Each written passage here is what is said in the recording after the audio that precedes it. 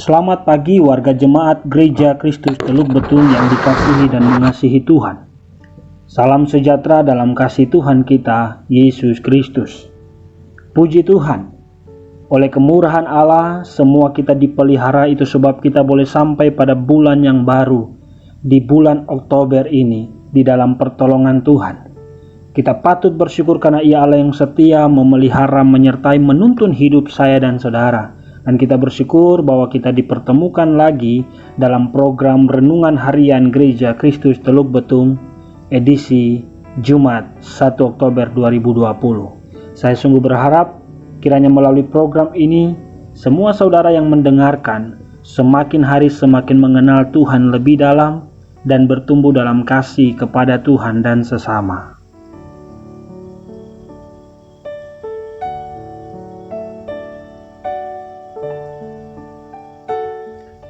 Bersama saya, Cuantau Abraham Christopher Watimuri, kita akan belajar dan merenungkan kebenaran firman Tuhan. Maka sebelumnya mari saya mengajak kita menundukkan kepala, terlebih hati dan pikiran kita, dan kita memohon pertolongan Tuhan di dalam doa. Saya akan berdoa, mari kita satu di dalam doa. Bapa kami terus bersyukur sebab Tuhan Engkau Allah yang begitu memperhatikan, mempedulikan hidup kami. Terima kasih karena penyertaan-Mu yang sempurna, itulah yang memungkinkan kami boleh ada sampai dengan hari ini. Terima kasih banyak hal sudah Tuhan buat dalam hidup kami, banyak hal yang baik dalam hidup kami sungguh menyadari semua karena anugerah Tuhan. Bahkan hal-hal yang tampaknya tidak baik, hal-hal yang tidak bersesuaian dengan apa yang kami rancangkan, apa yang kami pikirkan, kami juga bersyukur Tuhan mengizinkan itu terjadi, supaya kami lebih lagi bergantung kepada Tuhan, lebih lagi bersandar kepada Tuhan. Terima kasih Bapa. Bahkan kami bersyukur ketika hari ini Tuhan masih beri kesempatan untuk kami belajar kebenaran firman-Mu. Oleh sebab itu hamba berdoa di dalam nama Yesus. Allah Roh Kudus, kiranya tolonglah semua kami, kiranya Engkau berkemurahan atas semua kami, baik hamba yang menyampaikan, bahkan semua ibu bapa dan saudara yang mendengarkan. Biar kami mengerti firman pada pagi hari ini tanpa salah paham, dan kami juga ditolong Tuhan untuk menyikapi hidup ini di dalam kebijaksanaan pertolongan yang daripada Tuhan. Terima kasih Bapa yang baik, kami sungguh rindu kiranya Tuhan disenangkan melalui perenungan pada pagi hari ini, dan biarlah kemuliaan Tuhan semakin nyata di dalam dan melalui hidup kami hari lepas hari. Haleluya. Amin. Puji Tuhan Ibu Bapa dan semua saudara yang dikasihi dan mengasihi Tuhan. Kita sampai pada bagian yang kedua, mengapa manusia menolak Yesus. Dari dasar firman Tuhan, Yohanes pasal 3 ayat 19 sampai dengan ayatnya yang ke-21.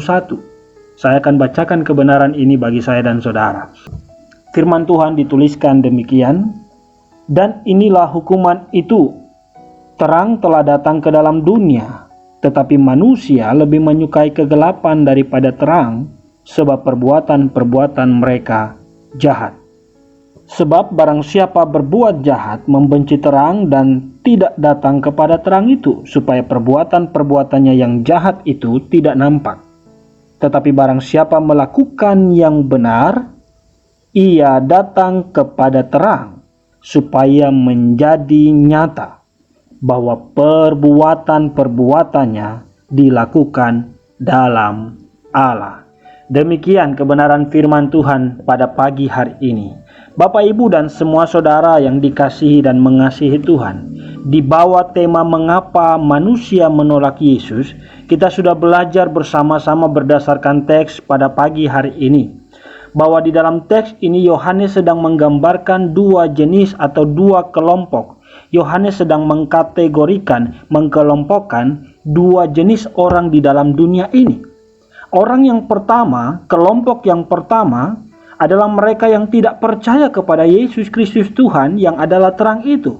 Bukan hanya tidak percaya, dituliskan mereka membencinya. Itu sebab kita pelajari kenapa mereka membenci Dia. Padahal di dalam ayat 16 begitu luar biasanya kasih Allah itu dinyatakan. Dia yang begitu besar kasih kemurahannya atas manusia ini, itu sebabnya Dia mempersembahkan dirinya mati untuk menebus kita dari hutang-hutang atau hukuman-hukuman dosa yang seharusnya manusialah yang alami, manusialah yang harus memikulnya karena keberdosaan, kedegilan, kerusakan semua umat manusia. Tapi Allah begitu berkemurahan atas saya dan saudara, maka Dia rela mengorbankan dirinya untuk menebus saya dan saudara. Bukankah ini merupakan kasih yang luar biasa? Kasih yang begitu besar, yang mengagumkan.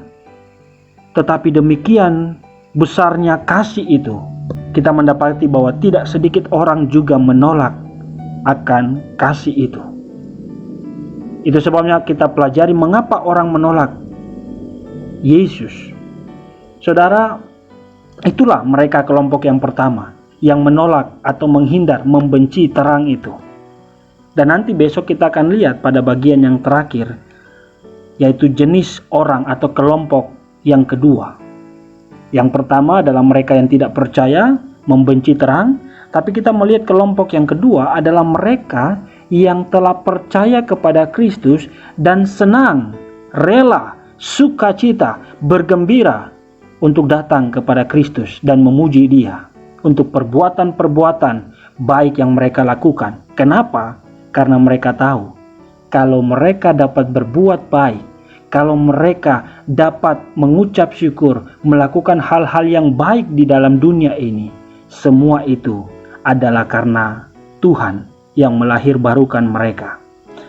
Kita masuk pada bagian yang kedua, mengapa mereka manusia menolak Yesus adalah karena terang atau Yesus itu menyingkapkan atau membongkar atau menelanjangi kejahatan atau dosa-dosa mereka. Inilah yang terjadi. Mengapa manusia menolak Yesus? Karena Yesus menyingkapkan atau membongkar, menelanjangi semua kejahatan, dosa-dosa dari manusia, kelompok yang pertama ini.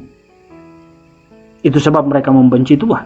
Dan ayat 20 dituliskan bahwa sebab barang siapa berbuat jahat, membenci terang dan tidak datang kepada terang itu, supaya perbuatan-perbuatannya yang jahat itu tidak nampak.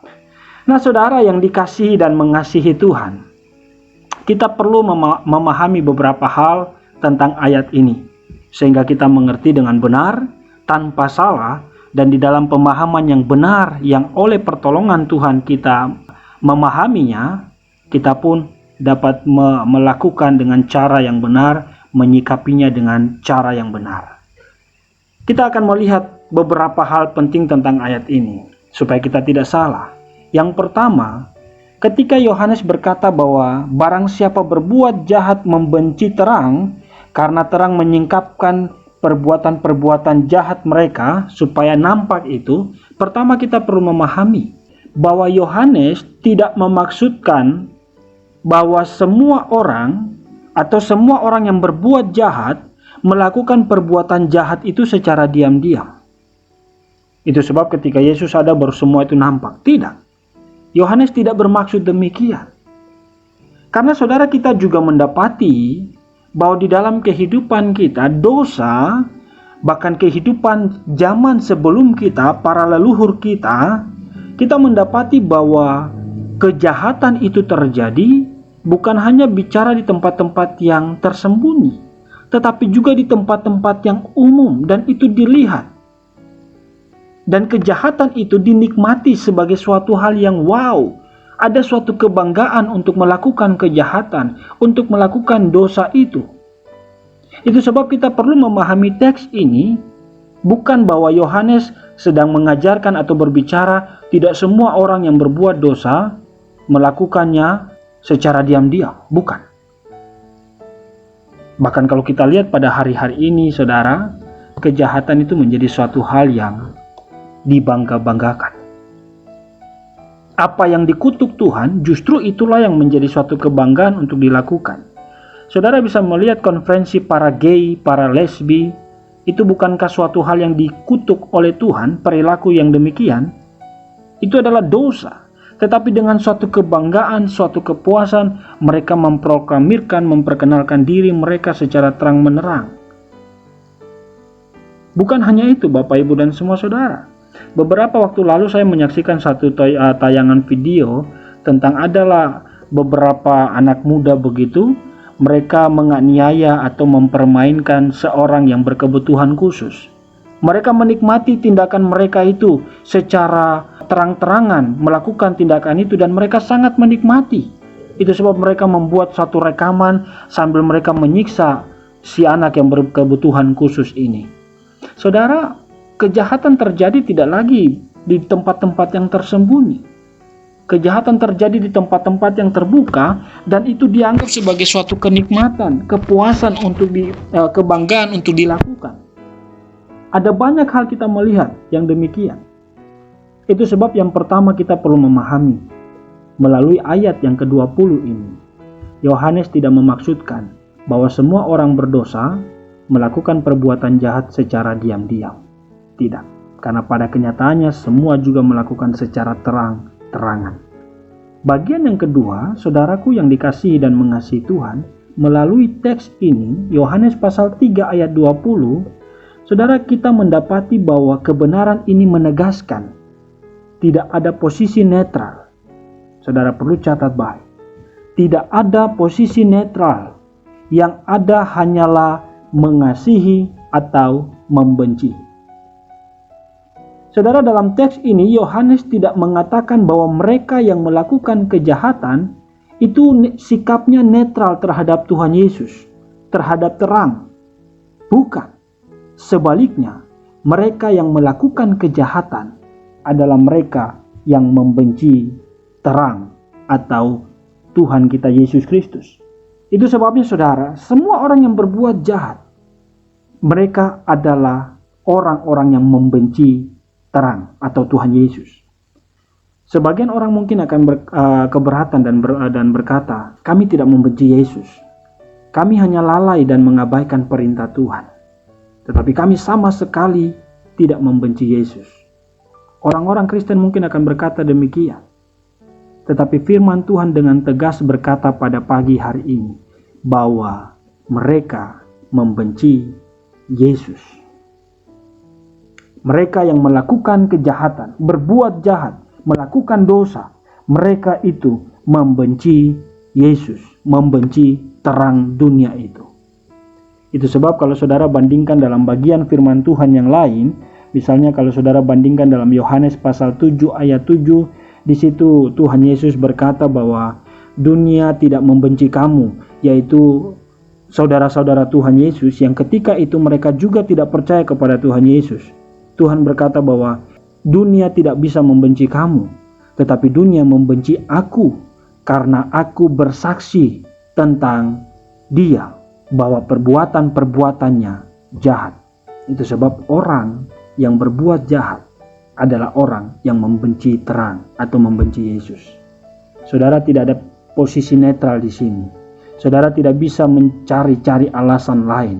Ketika saudara asik berbuat jahat dalam hidupmu, saudara sebenarnya sedang membenci Yesus. Mengapa manusia menolak Yesus?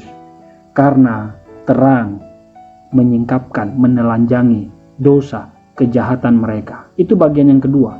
Yang ketiga saudara, dari kebenaran firman Tuhan Yohanes pasal 3 ayat 20, kita melihat di sini bahwa Yohanes memberikan alasan mengapa orang-orang yang tidak percaya membenci Yesus. Mengapa orang-orang yang berbuat jahat membenci Yesus? Karena dilanjutkan dalam frasa selanjutnya di ayat yang ke-20, karena mereka takut terang itu atau Yesus itu menyingkapkan perbuatan-perbuatan jahat mereka. Mereka takut. Itu sebabnya mereka membenci. Saudaraku yang dikasihi dan mengasihi Tuhan, beberapa tahun yang lalu, ketika itu saya ditugaskan oleh kampus untuk melayani praktek selama 1 tahun di satu daerah. Ketika itu sedang musim turnamen bola. Itu sebab saya juga hadir untuk menyaksikan, menonton pertandingan yang berlangsung. Karena memang ketika itu salah satu pemuda di tempat yang saya layani, dia juga terlibat masuk dalam tim yang bertanding. Itu sebab saya nonton. Ketika kami menyaksikan pertandingan itu, saya duduk di sebelah salah seorang. Ada salah seorang yang juga dia beragama Kristen. Kemudian dia sedang merokok. Sambil kami berbincang, dia terus menghisap rokok. Singkat cerita, kemudian dia bertanya, di sini tinggal di mana? Di sini kerjanya apa? Saya berkata, oh saya di sini ditugaskan dari kampus untuk melayani. Saya seorang hamba Tuhan. Nah saudara, begitu pemuda ini mendengar bahwa saya adalah seorang hamba Tuhan, saudara, kemudian dia kaget dan dia membuang itu rokoknya jauh-jauh. Kemudian dia sudah mulai salah tingkah, istilah kita, sudah mulai salah tingkah. Di depan saya pemuda itu kemudian buang rokoknya karena malu, sungkan. Tetapi tanpa dia sadari atau tanpa terpikir oleh dia bahwa di dalam kesehariannya dia selalu merokok di depan Tuhan yang hidup, yang ada setiap saat untuk mengawasi dirinya. Bukankah ini yang terjadi? Kadangkala kita melakukan sesuatu pelanggaran, kita hanya malu ketika dilihat orang, tetapi tak terpikir oleh kita bahwa kita terus diawasi dan dilihat oleh Tuhan. Kenapa manusia menolak Yesus? Karena mereka tidak mau kejahatannya ditelanjangi oleh Tuhan. Kalau kita tarik di dalam kehidupan kita hari-hari ini, bukankah kadangkala kita tidak disukai orang ketika kita menegur atau kita memberitahu akan dosa mereka? Saya tidak membenarkan cara tegur yang salah, bukan. Tetapi umumnya, tidak sedikit orang akan membenci kita hanya karena kita menegur mereka dari kesalahan mereka. Mereka tidak mau dosa-dosa mereka disingkapkan. Mereka tidak mau kejahatan mereka itu disingkapkan. Itu sebab dengan maksud baik kita untuk menegur, kita pun dibenci oleh mereka. Itu sebab pada bagian ini kita melihat bahwa kenapa Tuhan Yesus ditolak oleh manusia. Mengapa manusia menolak Yesus? Karena terang menyingkapkan kejahatan mereka. Karena Yesus menelanjangi kejahatan demi kejahatan yang mereka lakukan. Itu sebab apa yang menjadi perenungan kepada kita pada pagi hari ini. Saudara yang dikasihi dan mengasihi Tuhan, bersyukurlah ketika oleh anugerah Tuhan Dia mengizinkan kesalahan kita ditunjukkan. Supaya apa? Kita dapat mengoreksi diri kita, memohon ampun. Bagi kita yang mungkin sering kali menegur orang-orang tertentu dan kemudian kita tidak disukai, kita dibenci, ini menjadi suatu penghiburan. Itulah anugerah khusus bagi saya dan saudara. Kita dapat mengalami apa yang dialami oleh Juru Selamat kita. Tidak disukai karena menelanjangi dosa-dosa manusia.